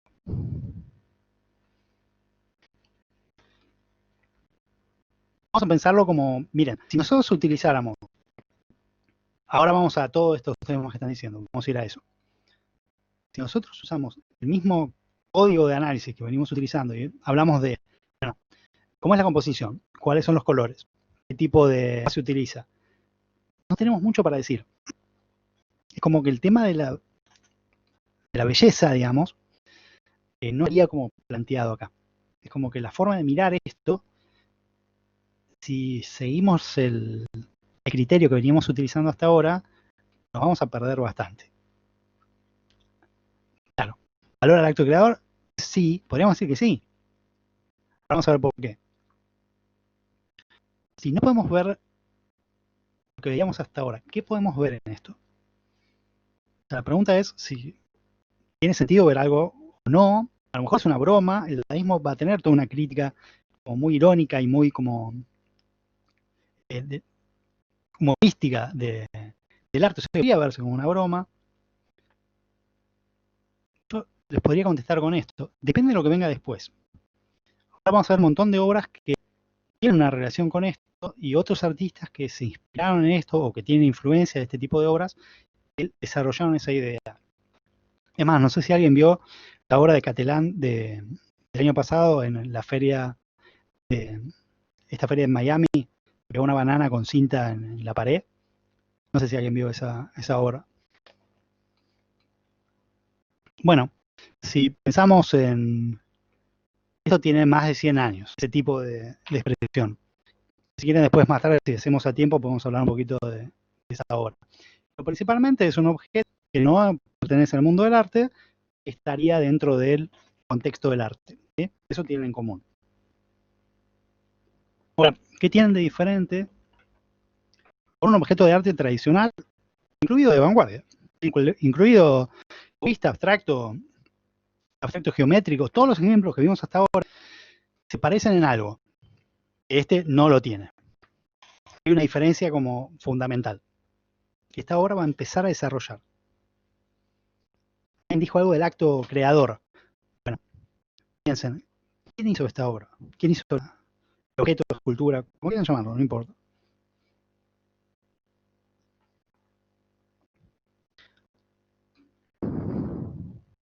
Duchamp es el que lo armó, ¿sí? Pero él no construyó la bicicleta y tampoco construyó el banco.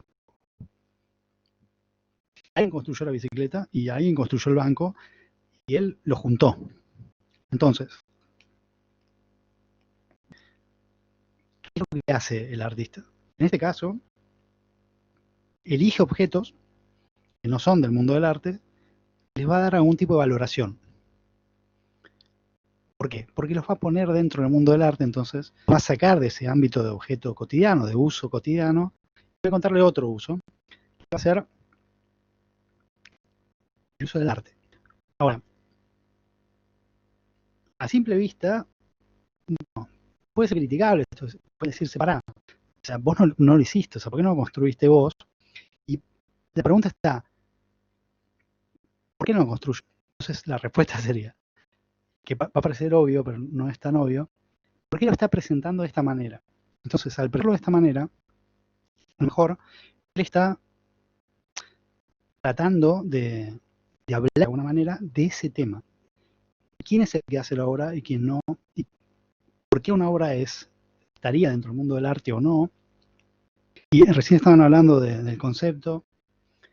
Y sí, tiene que ver con el tema de la idea atrás de la obra, es lo que provoca que algo sea arte o no sea arte. Es un tema largo y hay mucha teoría escrita sobre eso y todavía se sigue hablando sobre qué es lo que hace que algo sea arte y algo no lo sea.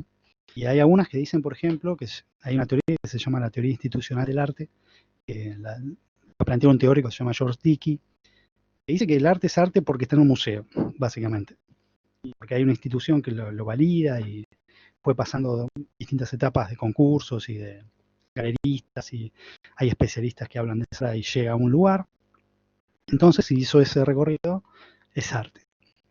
Hay otros autores como Danto, que va a decir que no, que el arte en realidad tiene algo en común en todos los tipos de arte, que tiene una intención, como que el artista tiene una idea para transmitir y esa idea la va a transmitir en una obra física determinada y que no es casual, digamos. Que puede darse lo otro, pero que no alcanza con eso. Que sería como una especie de... ¿Saben cómo se nombraban caballeros antes a los caballeros? Venía el rey o otro caballero, hacía arrodillarse, le ponía la espada así como de costado sobre los hombros y sobre la nuca, y cuando se levantaba ya era un caballero. Es como que viene alguien que tiene poder y hace que otra persona ingrese a ese ámbito de poder. No porque hizo determinada cosa, sino porque el otro da permiso, digamos. Entonces, bueno, por eso es la crítica a esa idea. Duchamp lo que está haciendo es armando esta idea como de original, empezar a jugar con esa importancia del original. O pues piensen que hay un montón de bicicletas como esa y de bancos como ese, así que yo si quiero, podría armarme esa ahora y tenerla en mi casa, no necesito comprarla. ¿Sí? Hay una diferencia hoy con el certificado de autenticidad, que es el tema que habrá en la pared, pero digamos que si quisiera los podría tener. Ahora, fíjense en esta otra obra.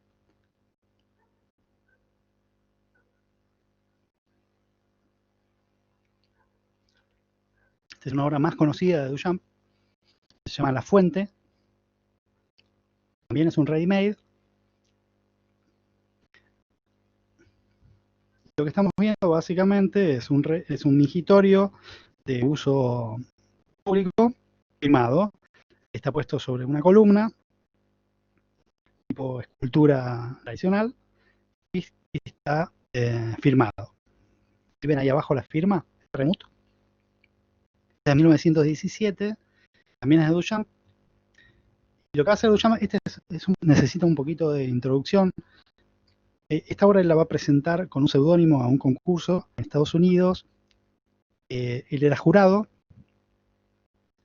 y lo hace como una forma de crítica al concurso. ¿Sí? Entonces, como la obra se rechaza, él se ofende y se retira, porque él basó la elección en que para poder entrar en esa muestra había que pagar una cuota y decía en instrucciones como para poder mandar que si pagabas una determinada cantidad de plata y mandabas la obra podías entrar. Entonces a él le critican que él no hizo la obra, sino que la hizo un diseñador de fontanería, podría ser, que Remut no es el creador de la obra, sino que la obra la hizo otro y él está filmando. Y que la fontanería no es una obra de arte. Esa es la crítica. Entonces acá él sigue con esta idea del objeto descontextualizado, sacarlo de contexto y ponerlo en otro, para darle como esa idea de valor. También tiene la idea de crítica muy fuerte, porque tiene todo este contexto de la muestra. Y también tiene un tema como, ¿qué es lo que está mostrando? Estamos viendo mingitorio. No es que va a mandar cualquier tipo de objeto. O sea, tiene una connotación muy clara, ¿sí? Es como una especie de burla como escatológica sobre el arte. Es como que está diciendo, básicamente, que el arte es una mierda. ¿Sí? Es como muy claro. Entonces, piensen que la crítica es fuertísima. Se toma como eso, como una burla. Por eso se lo saca. Pero ¿qué pasa? Este tipo de obras van a seguir siendo investigadas, trabajadas o propuestas a lo largo del tiempo, incluso hoy. O sea, estamos hablando del ejemplo de la banana del año pasado. Entonces, ¿qué es lo que está como planteando acá? Es como una nueva manera de plantear el arte. Lo que está haciendo Duchamp es una nueva manera como de plantear hacer una obra. Que no tiene que ver con construir de cero una imagen, sino tomar algo que ya existe, que ya está dentro del mundo de la cultura, sacarlo de ese contexto donde está funcionando de una manera y darle otra función. Es como que casi está diciendo, creo que alguien lo dijo en un momento ahí, él elige qué cosa es arte y qué no, por el solo hecho de que el artista lo elija, ya es arte. Como que el artista es el que se toma como el papel del rey y va a nombrar caballero al objeto o lo va a convertir en arte, porque él es el que lo dice. Duchamp va a tener toda una idea del arte retiniano, que va a decir como es el arte que se mira, se disfruta visualmente. Frente a este otro tipo de arte que no es retiniano, sino que es más mental.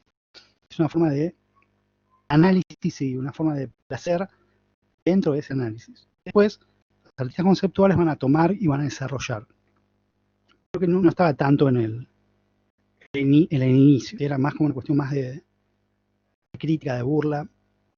A lo mejor después se fue como perfeccionando esta idea. Miren este otro ejemplo. Sí, hay algunos que hablan de placer analítico, pero más como posterior, no es en la época de Duchamp.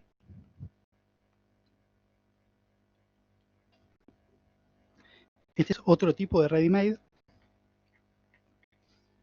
donde lo que él va a tomar es, lo que estamos viendo ahora es una postal de museo de la Gioconda. Lo que hace es pintarle bigote y barba y escribirle abajo LHOQ, nada más. Esa es la intervención. También tiene otra parte en la obra, es que él se la mandaba a distintas personalidades del arte por correo, la obra. Entonces hacía varias y la mandaba. Entonces tiene como esa doble lectura. Tienen por un lado lo que estamos mirando ahora y después la forma que tiene de transmitir esa obra. Nosotros cuando hacemos esta introducción al análisis, pensamos básicamente en la producción de la obra. Hay varias instancias. Tenemos una instancia anterior a la producción, que es este contexto donde la obra va a surgir. Todas las vanguardias anteriores, la situación política, histórica, social, etc. La situación de producción de la obra. Y después tenemos una situación que viene después, que es el consumo de la obra. Es cuando el receptor llega a la obra, es lo que va a aportar el receptor. Entonces, en el caso de Duchamp, él va a tomar esa idea y va a continuar con la creación de la obra en ese sentido. Porque él va a continuar a llevar directamente al público como la obra, no va a esperar que el público lo vaya a verla, sino que se lo va a mandar por correo, va a ser como dentro de las muchas cosas que va a hacer influencia, también dentro del arte de correo o, si quieren más adelante, el arte interactivo. ¿Qué es lo que va a plantear acá con esta intervención o esta acción? Tenemos la Gioconda, que ya veníamos hablando antes, ya sabemos lo que es el ready-made, sabemos que el dadaísmo va a plantear una crítica de la sociedad del momento, la sociedad burguesa, el arte del momento, el arte anterior y el de vanguardia también, y va a plantear como una nueva alternativa de la vida, va a ser como guiarse por el caos y por la libertad absoluta, etcétera, no guiarse por la lógica ni por la razón. Entonces tenemos ese contexto como de crítica casual, si quieren. Pero también tenemos el contexto de la obra misma de Duchamp, estas intervenciones en objetos que él no construía. Y acá tenemos un plus, que es el tema de la postal. La Gioconda es de 1919. ¿Ustedes saben por qué es tan conocida la Gioconda dentro de la obra de Da Vinci? ¿Conocen la historia?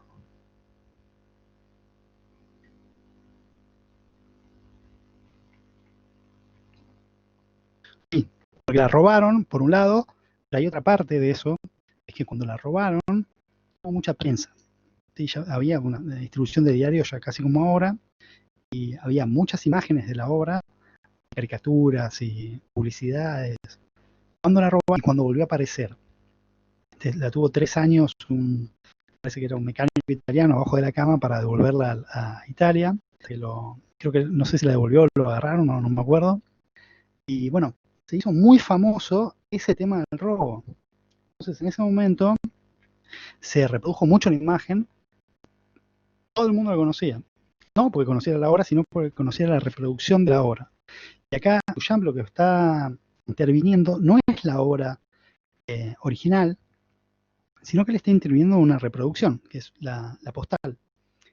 Entonces es diferente, por ejemplo, si hubiera pintado la original, más allá de que hubiera preso, ¿no? Hubiera sido una barbaridad. Creo que incluso él habla de este tipo de remake, que creo que es el remake recíproco, y propone como esta idea, como hablando, así como teóricamente, por ejemplo, usar un Rembrandt como tabla para planchar, lo que es algo que no se puede hacer porque vos destruís la obra. En este caso vos no lo estás destruyendo, sino que estás generando como una nueva mirada sobre la obra. Es esta forma como de burla sobre un tipo de obra, por un lado, un tipo de imagen por el otro, que tiene que ver con todo lo que hablamos antes, con la belleza, con esta idea de lo sublime del arte, esta idea de la academia de tomar como canon de lo que es el arte, lo que debería ser, y lo mejor y la mejor calidad de obra, la idea de obra maestra, la idea de belleza en el arte, de armonía, de proporción, que venían de los griegos. Y lo que va a hacer es burlarse de eso, ¿sí? A través de burlarse del ícono de ese tipo de imagen. También tiene todo un tema con el tema de géneros, que va a ser como propio la obra de él, para el que le interese. También hay toda una lectura que tiene que ver con lo sexual y con el tema del género y con el tema de la transformación. Va a tener toda una serie de obras donde se disfraza de mujer y va a tener todo como una especie de un alter ego, se llama Rose la Vie. Va a firmar las obras con el nombre del disfrazado de mujer. O sea, va a tener toda una serie de obras sobre la transformación. Bueno, son muy interesantes. Para el que le interese Duchamp, está bueno para seguir investigando. Pero por ahora tenemos el tema de que no va a ser obras únicas y que va a generar obras sobre reproducciones. Piensen en esto. Nosotros dijimos que la fotografía era algo que estaba imponiéndose, que estaba generando un cambio muy importante. El cine también. Hay muchos autores que trabajan sobre esta idea de la obra y cómo influye la manera de hacer obras múltiples o obras únicas y originales. Uno es Walter Benjamin, un texto muy conocido, que habla de la reproductibilidad técnica en las obras y de la fotografía, de cómo hay obras originales y obras que se reproducen y cómo las personas tienen una manera diferente de ver una y otra. Entonces es algo que en el momento es algo que se trabajaba mucho.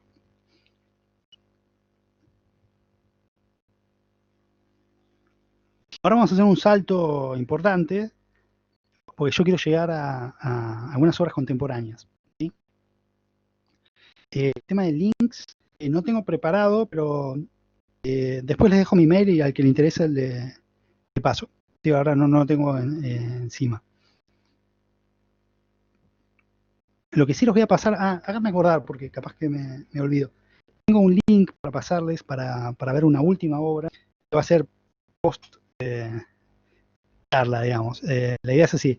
Cuando terminemos, yo quería dar creo que la están grabando, sí. Sí, creo que la están grabando, así que la pueden ver después, o la pueden escuchar después. Quiero que vean un video. No puedo pasar videos ahora por el tema de que va a ser muy pesado, así que es un poquito largo, son 10 minutos.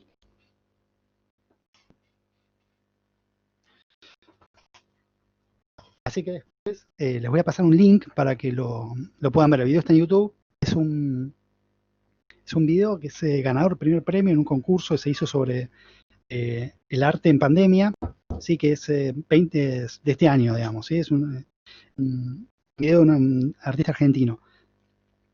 Así que ahora, después al final les paso el link y cuando termine la charla, cuando tengan ganas y tiempo, lo miran. Bueno, ¿qué estamos mirando ahora? Ya tenemos el antecedente de los ready-made de Duchamp. Ahora lo que estamos viendo es una caja de madera, está pintada y representa una caja de cartón que se consigue o se ve en los supermercados en la década del 60, que vendían eso que estamos leyendo ahora, que es este material para sacarle brillo a los metales, que se llama brillo. Es una obra de Warhol del 64, que hizo una instalación, que eran muchas de estas cajas, de esta marca y de otras marcas, en el piso de una galería. Y vos cuando entrabas en la galería te encontrabas con esta como juntada de cajas y parecía como si estuviera una especie de depósito de un supermercado.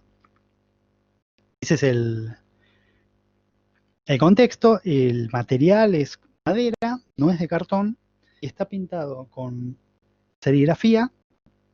Es un sistema de reproducción de imágenes que se utilizaba en el momento para publicidad, para hacer muchas imágenes en poco tiempo. Es el mismo sistema que se sigue utilizando hoy. No sé si alguien conoce el sistema de serigrafía, son esos chablones, como un marco con una tela muy finita, se le pasa una tinta y se quema con luz, o se pasa la imagen con un sistema de iluminación, y bueno, se puede hacer varias copias, ¿no?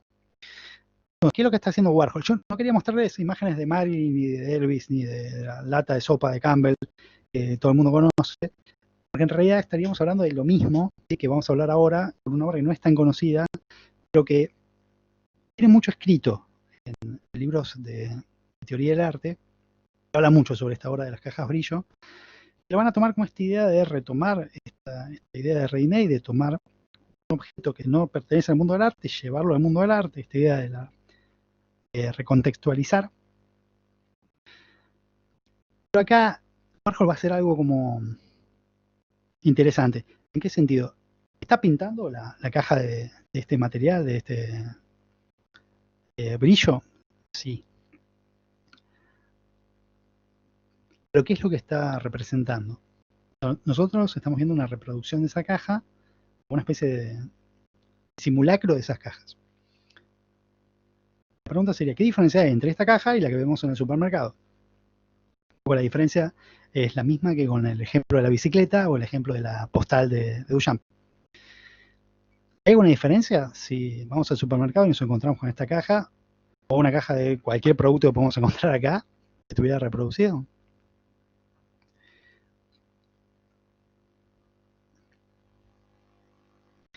Tiene que ver con consumismo, sí, totalmente. Acá la diferencia con Duchamp es que Duchamp iba a representar objetos, pero no necesariamente eran objetos de consumo masivo. Warhol va a pertenecer a esto, que es el arte pop. Es una caja, es en volumen. Así, lo voy a alejar un poquito. Está bien la pregunta por lo que venimos viendo. Y ahora voy al tema de volumen. En realidad son varias pinturas que están superpuestas en una caja, ¿sí? Pero estamos viendo un volumen. Es una caja de madera que está construida y lo que van a hacer es pasar las imágenes por serigrafía a cada una de las caras. Entonces, de lejos, daba la ilusión de que era una caja real, pero al acercarse, vos te das cuenta que hay una mínima diferencia, pero no es tan clara la diferencia. La diferencia entre una caja de cartón y una caja de madera se ve como de cerca y es una cuestión como casi táctil de textura. Los bordes no son tan definidos en el cartón como en la madera, se van a ir arrugando, no se pueden apilar y que queden tan bien. Es como que hay una diferencia de geometría que no se va a ver en el otro. Pero a una cierta distancia no te puedes dar cuenta. Lo que él va a tratar de representar es una imagen publicitaria de un producto que tiene consumo masivo, o sea, no solamente el producto, sino la imagen de ese producto. Y esa va a ser un poco la idea del arte. El arte pop va a trabajar, va a empezar en la década del 50 en Inglaterra y después va a seguir trabajando en la década del 60 en Estados Unidos, principalmente, después en varios países. Y van a trabajar sobre esta idea de, después de la Segunda Guerra Mundial, hay esta división del poder entre Estados Unidos y la Unión Soviética, y Estados Unidos va a tener toda esta idea de, esta posibilidad de consumo enorme. Entonces, hay muchos artistas que se van a empezar a fijar en esa posibilidad de consumo que antes no se había visto. Un segundo.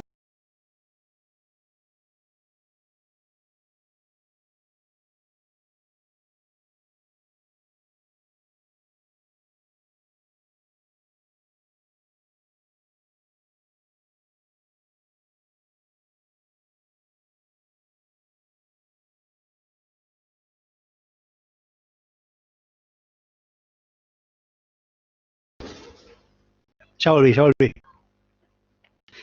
Sí, él va a tomar productos producidos en masa y los va a reproducir para galerías con sistemas de reproducción en masa. Es como una doble estrategia. Va a tomar como objeto para representar algo que está producido en cantidades enormes, para ser consumido en cantidades enormes, porque está la industria preparada para eso, y lo va a representar o lo va a pintar, lo va a mostrar, utilizando estos sistemas de representación que utilizaba la publicidad, que es la serigrafía. Es un poco lo que tiene de como interesante, ¿sí? El mismo objeto de análisis lo va a presentar con el mismo lenguaje de ese objeto de análisis. Es la publicidad. ¿Sí? Es como que está presentando la imagen de la publicidad.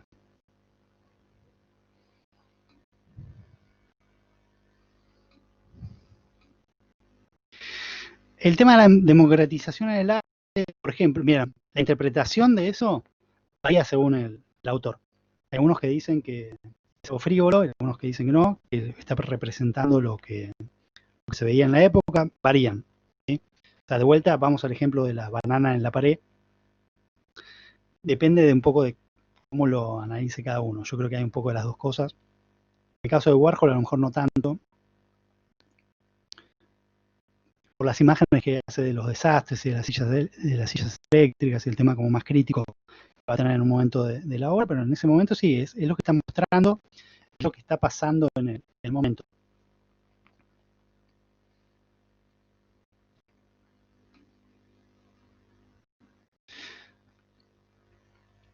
No tanto al arte en sí, no específicamente, más como lo que se va a hacer es incorporar elementos de cultura popular al arte de elite, digamos. Por ejemplo, historieta, publicidades. Antes es como que las temáticas venían del mundo del arte o el mundo de la cultura y ahora las temáticas van a venir de la industria. ¿Sí? Ese es un poco como el cambio. Ahora, esto que estamos viendo ahora es como otro cambio como radical. En el caso del arte pop, tenemos representación como teníamos antes de la abstracción. ¿Sí? Es una representación, se entiende lo que están tratando de mostrar, en el sentido que se entiende la figura, las imágenes. Una vanguardia posterior al arte pop va a ser el minimalismo, donde va a ser básicamente una vanguardia que va a trabajar con la escultura y con el espacio. Es una escultura de Donald Judd. Son estos 12 cajas esto es hierro con capa de laca, que están armados o puestos o instalados en esa vertical. Están armados con instrucciones, digamos. Están planteados con instrucciones para el montaje. Lo que están planteando es una escultura mínima, en el sentido de mínima información. Son solamente cajas, ¿sí? Son todas iguales. La forma que están organizando juntas es una vertical, es muy simple. No tienen distintos tipos, si quieren hablar de composición. No hay focos de atención, no hay una parte que sea más importante que otra. Todo es una sola cosa, todo tiene una sola importancia. Pero tiene mucho orden. Es algo bien estructurado y ordenado. Entonces, como mínima información, máximo orden. Entonces, va a tener como la intención de empezar a investigar sobre la percepción del espectador. Van a empezar a hacer obras muy simples y enormes. El espectador va a tener que ir recorriendo en una instalación y va a tener que ir reaccionando respecto a esas obras. Es una cuestión como más perceptual, como intelectual, si quieren. Pero estas obras van a empezar a desarrollar la idea de que no hace falta que el artista haga la obra él mismo, sino que él puede como transmitir por instrucciones. Por ejemplo, un arquitecto hace unos planos y hay alguien más que construye el edificio. Los minimalistas van a plantear que también pueden diseñar una obra, plantear que haya un constructor que haga la obra. Un poco está basado en el constructivismo ruso. ¿Recuerdan esos 3 cuadros planos de color de Rodchenko? En ese sentido estético, no en el sentido político. Y ellos lo van a llevar como en esa dirección. Ahora, va a haber unos artistas que van a tomar esta idea de la idea atrás de la obra. También van a desarrollar esta idea de Duchamp del ready-made, que son los artistas conceptuales, como esta obra de Joseph Kosuth del 65, que se llama Una y tres sillas. Acá tenemos de vuelta otra propuesta completamente diferente. Lo que tenemos acá es una proposición, básicamente. Tenemos. Lo que estamos viendo ahora es una foto de una instalación. Es una foto, no es una foto artística, es una foto de registro casi de documental o de registro histórico, que no aporta un significado determinado. ¿Sí? La idea es que sea lo más objetiva posible. Eso va a ser bastante común al conceptualismo. Lo que tenemos es una silla, una foto de esa misma silla y una definición del diccionario de la palabra silla ampliada. Entonces lo que tenemos es como un juego como casi circular, como de distintos significados, de distintas como lecturas sobre la obra de arte. La obra de arte como objeto, la representación de la obra de arte, es el lenguaje visual y el lenguaje verbal. Pues tenemos como distintas definiciones sobre la cosa. Una especie de arte filosófico, del concepto, arte de la idea, pero no de la idea en general, digamos, de cualquier tipo de idea, sino que van a estar como enfocados al origen del arte, a qué es, qué no es arte. Todos los planteos del arte conceptual van a tener que ver con, básicamente, cuestiones que tienen que ver con el arte. Hay algunos que van a tener que ver más con el lenguaje, algunos son más como matemáticos, por ejemplo, pero lo que tienen en común es eso, es que van a girar alrededor de la idea del arte.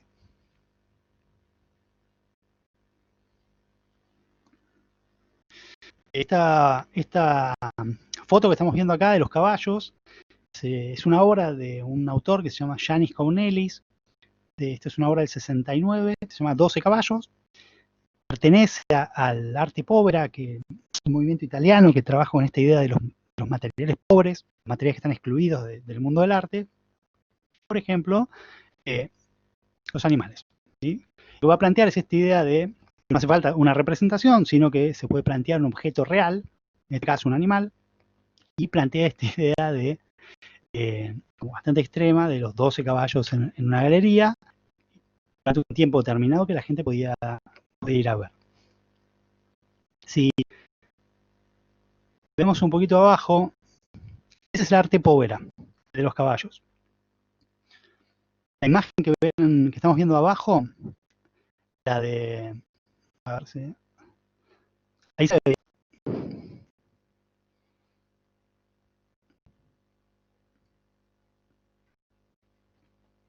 ¿Ahí se ve? Bien, buenísimo. Es una obra de un artista alemán que se llama Joseph Beuys. No está claro el movimiento al que pertenece. Podría ser escultura social o fluxus, depende del momento histórico del artista. Va a trabajar con materiales y va a trabajar con el arte de acción o de, más que nada, el tiempo.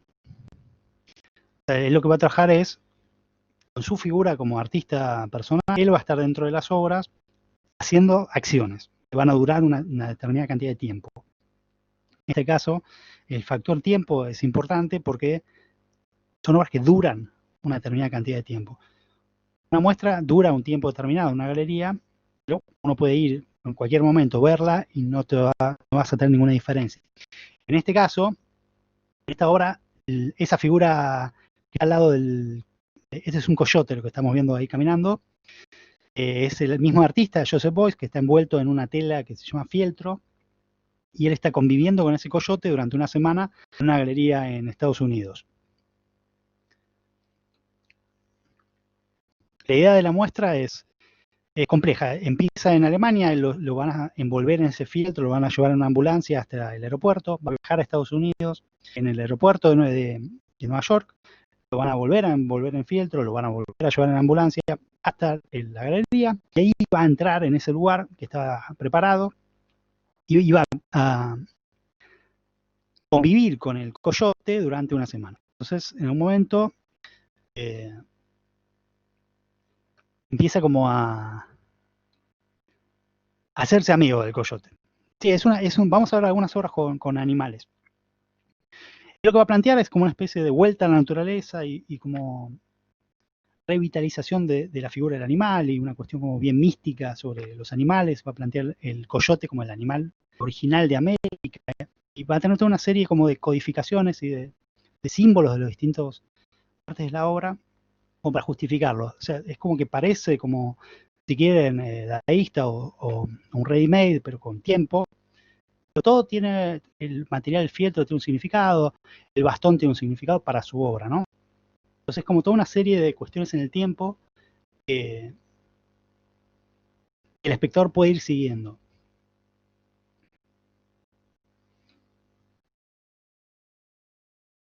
Esta obra que estamos viendo de otro movimiento que se llama el Land Art o el arte de la tierra, es una obra de Walter de Mayer, se llama Campo de Relámpagos.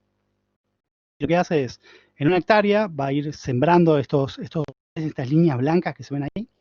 Son como una especie de palos de acero y se va a ir a una determinada distancia y va a esperar, va a ir sacando fotos. lo que tenemos es un lugar que es un lugar donde hay tormentas eléctricas. Entonces lo que hace Walter de María, lo que hace es sacar fotos de los relámpagos, ¿sí? Entonces lo que está haciendo es tomar la naturaleza como lienzo. Va a intervenir en la electricidad y va a sacar fotos de la electricidad, una unificación entre el cielo y la tierra, y va a tomar como elemento de trabajo la naturaleza. Eso sería dentro del arte de la tierra. Ahora vamos a ver algo un poquito más contemporáneo, para ir cerrando la charla. Esta es una obra de Víctor Gripo, es un artista argentino, que se llama Vida, Muerte y Resurrección, de la década del 80, 1980. Y tenemos dos líneas o hileras de figuras geométricas, tienen un cono, un cubo y cilindros. El lado izquierdo están cerrados, en el lado derecho están abiertos, y eso que ven ahí saliendo de adentro son porotos. Lo que va a hacer es llenar figuras con porotos y mojarlos, y lo que hace es esperar a que accione la naturaleza. Y Laura, podés escribir directamente en el chat.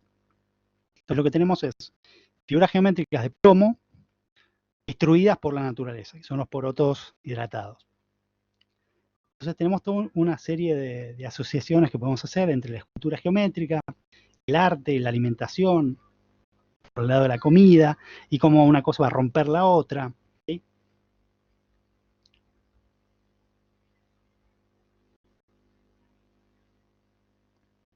Esta es una obra también muy conocida, tiene un nombre bastante complicado, que es La imposibilidad física de la muerte en la mente de algo vivo, de un artista británico que se llama Damien Hirst, del 1991.